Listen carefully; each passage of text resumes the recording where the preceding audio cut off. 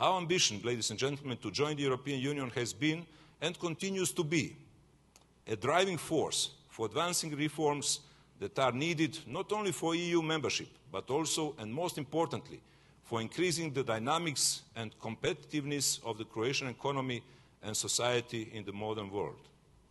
In that context, we have undertaken a series of measures to improve the business environment. We have cut red tape by applying a one-stop shop model for investors and eliminating unnecessary permits under the program HITRORez in Croatian or administrative guillotine. We have opened 285 entrepreneurial zones whose tax incentives and facilities have attracted already 1,400 companies to invest in them.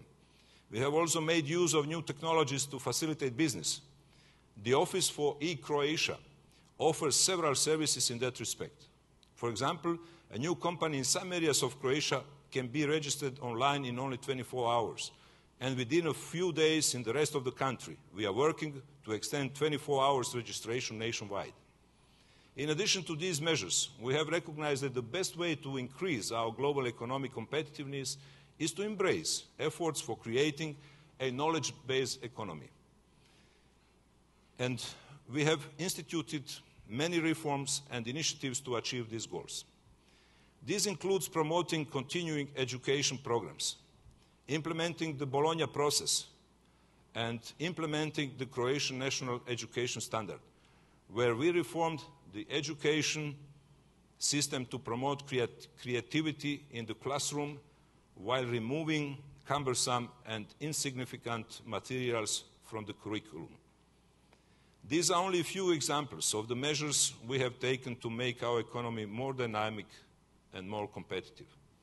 As a result, and despite recent global economic turbulences, we have managed to keep GDP growth last year 6%, as Madam McBain said, this year above 4%. We have preserved our macroeconomic stability and brought the unemployment to a record low of 9%. In addition, foreign direct investments grew by 35% last year, reaching 3.6 billion euros. However, if we take into account that the very same amount is traded between the US and the EU in one single day, then it is easy to perceive the potential gains of our full integration into Euro-Atlantic structures. In order to make these gains even more complete, we also support the expansion of the zone of security and prosperity to our neighboring region. Croatia actively supports EU and NATO membership prospects for all countries in Southeast Europe. In this regard, we have launched two concrete initiatives. Firstly, we have led the process of enlargement of the Central European Free Trade Agreement, so-called CEFTA, to our neighbors, so as to liberalize trade and prepare the region for its future EU accession. At the political level, we initiated the establishment of the Regional Cooperation Center, RCC, headquartered in Sarajevo, and with a highly respected Croatian diplomat as its first Secretary General. In light of the new regional situation created within the independence of Kosovo, the RCC proved to be an effective mechanism for practical cooperation.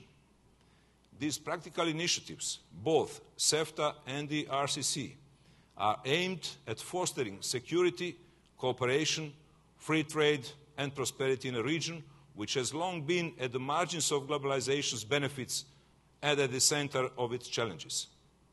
Yet for these policies to bear fruit, we should continue to advance a paradigm of cooperation and avoid a return to the confrontations of the past. This is true at the regional as well as the global level. At the same time, it is clear that cooperation by itself is not enough, but it should be aimed at supporting the expansion of freedom, democracy, and the respect for human rights. At the table of the UN Security Council, NATO, and very soon the European Union, Croatia will stand ready to defend this position, fully aware of the fact that our own security and prosperity is protected only if we successfully promote international stability and global progress. Thank you.